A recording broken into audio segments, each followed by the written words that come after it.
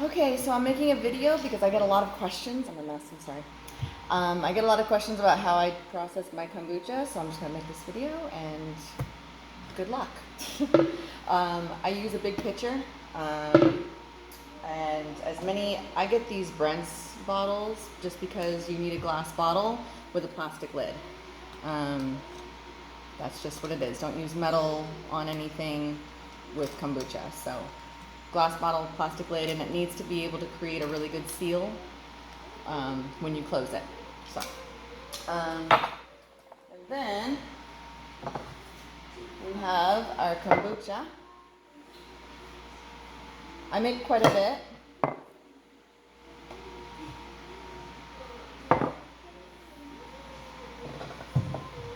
Oh my god. Oh, they're so heavy. Okay, I make a lot. And then we also need a funnel, and I make 20 cups of black tea. So I put 20 cups of water, bring it to a boil, I put 20 tea bags in, and for every 8 cups of black tea, it's 1 cup of white sugar.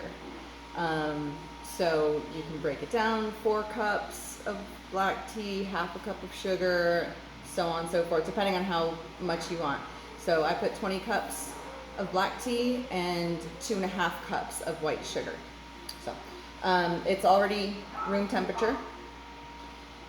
You don't want it to be too hot. You want to bring it down to room temperature because the SCOBY doesn't like big temperature changes. So we're taking off all the rags off the tops of these.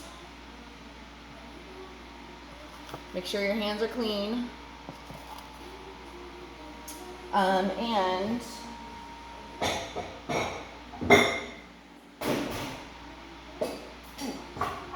I'm going to use the glass bowl to put the SCOBYs into while I switch everything around. So the very first thing we got to do is take the SCOBYs out. I need to get rid of some of these. I have a lot. I lost it. Fast forward this part.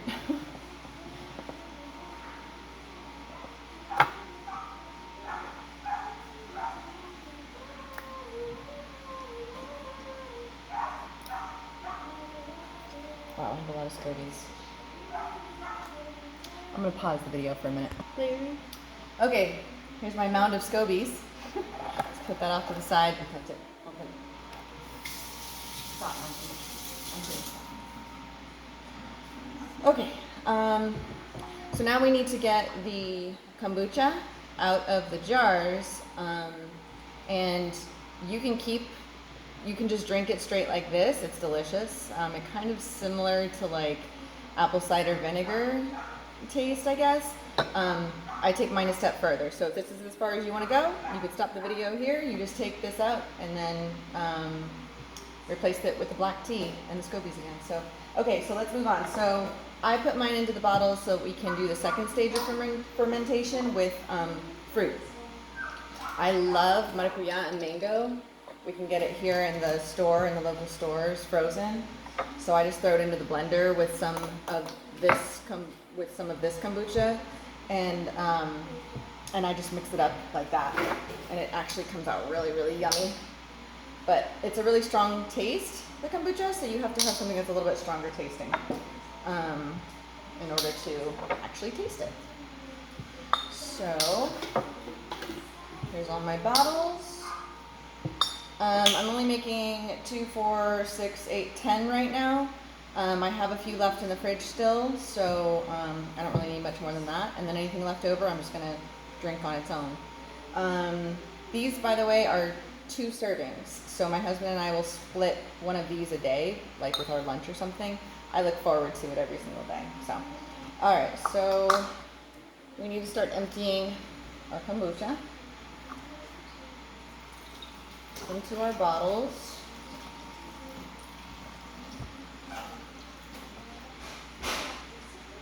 Right about there is good because we haven't added the fruit yet, so we still need space, obviously.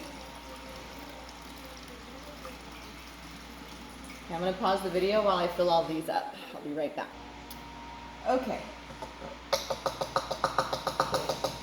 So I've filled all of my 10 bottles for the second stage of fermentation, and I actually had a lot left over this time. This is all my kombucha, just plain kombucha that you can drink or give out or whatever. Okay, so I'm actually going to put these bottles off to the side just for a moment. I still have to put the fruit into them, so that part's not quite done yet. But I'm gonna move on with the video and get these out of the way in the meantime. Okay, so now we're switching to these jars. And as you can see, I left a good amount in each jar. You want to do that so that the next set of kombucha has something to go off of. You don't want it to just all be... Okay, this is where the pitcher comes into play. And it's purely to make your life easier. Because if you're going to try to pour this big pot into that little funnel, you're going to have a hard time. So if you pour it into... Oh, I just missed some of it. If you pour it into that first... I'm making a mess over here. So if you pour it into that first, and then it's really easy just to pour it. You don't even really need the funnel, really. Just pour it in to each jar. Leave a little bit of space, obviously, for the scobies. Get some more.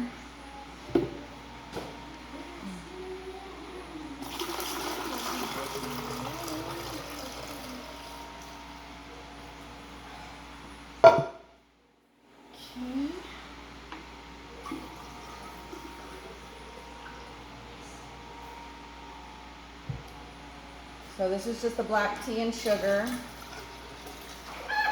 That's at room temperature. Okay, put the rest in this one.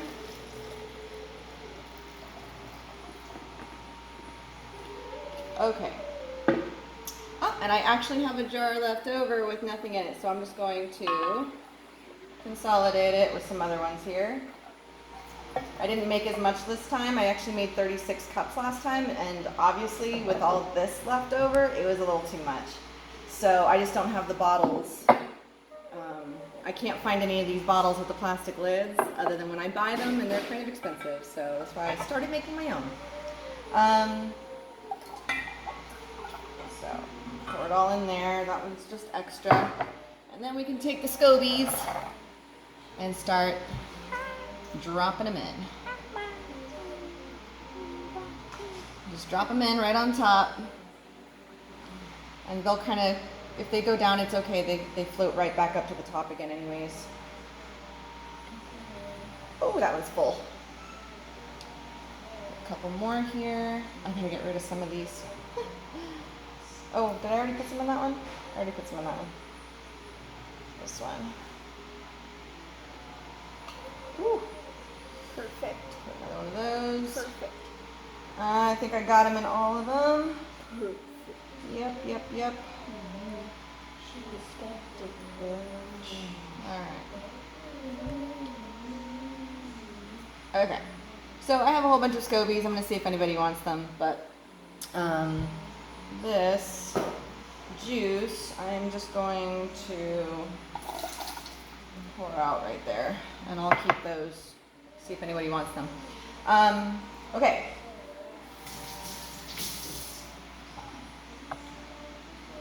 So now,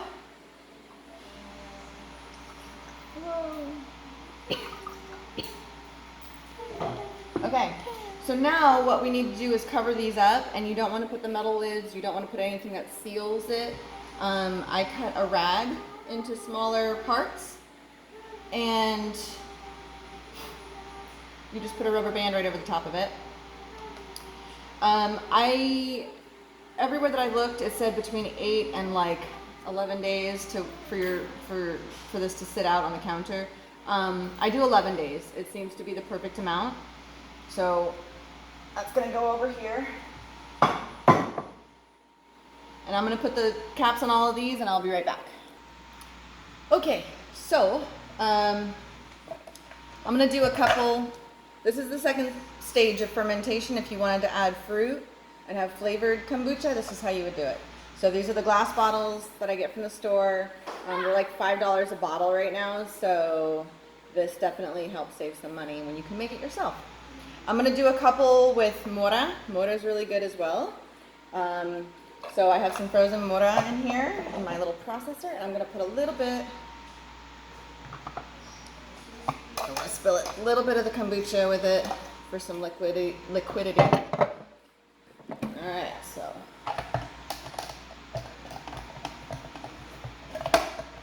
Oh my God, if I can figure it out. There we go.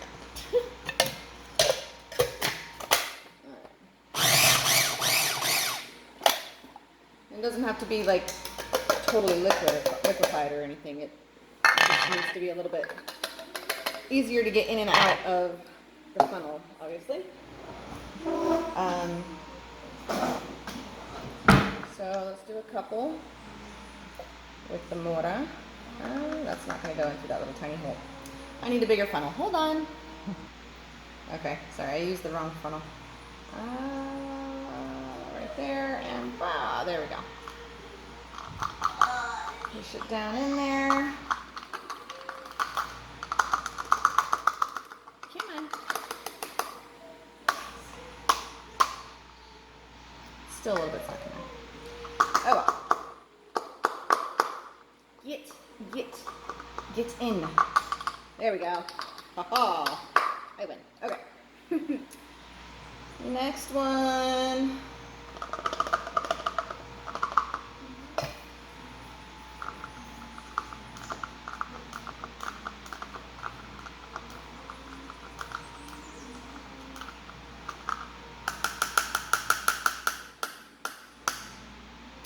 Issues. Got some issues over here. Get in there. I guess I didn't process it enough because there's still some big chunks in there. Oh, for the love of God. Okay. Hold on. Okay. I filled up these 4 with mora. And I'm just going to put the lids on these ones now. Nice and tight. Oh, I almost just knocked that one over. Okay. Nice and tight.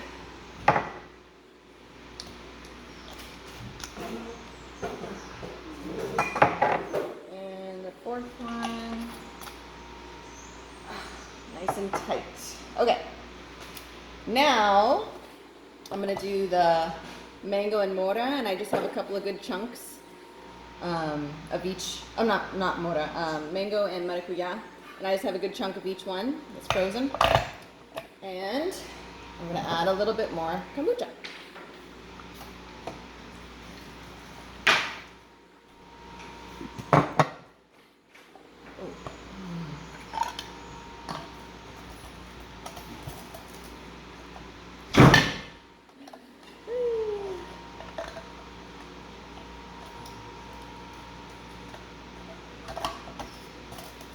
Oh my God, I'm having issues. Seriously. They're still so frozen, I can't get them to move. Okay. Put the lid on.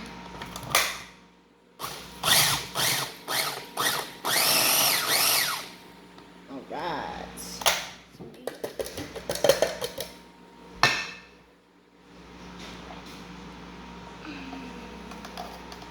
Ooh, we got some good chunks in there.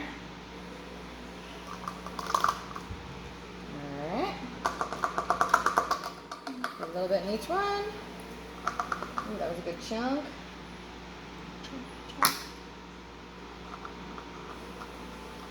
Aren't chunks in drinks normally bad? Nope. Like in water? No. Chunky All right, water? so let me get these filled up. All right. Do you warm that up? No? Right, okay, so Okay, so I've already filled up all the bottles with the kombucha and the fruit. I'm just gonna put them on nice and tight. These ones you're gonna want to leave on the counter 2 days. I actually leave them a little bit longer, and I'll just drink them with ice in a cup straight off the counter, and the fizziness is incredible. So you gotta be careful when you take the lid off because it'll explode everywhere. So do it nice and slow and just test it out on a couple of bottles. You can burp them if you want every day. You don't have to. I haven't had to. But I leave mine out for maybe even 4 days on the counter and start drinking them after 2. So yeah, it's up to you, however you want to do this part. So that's all. Enjoy.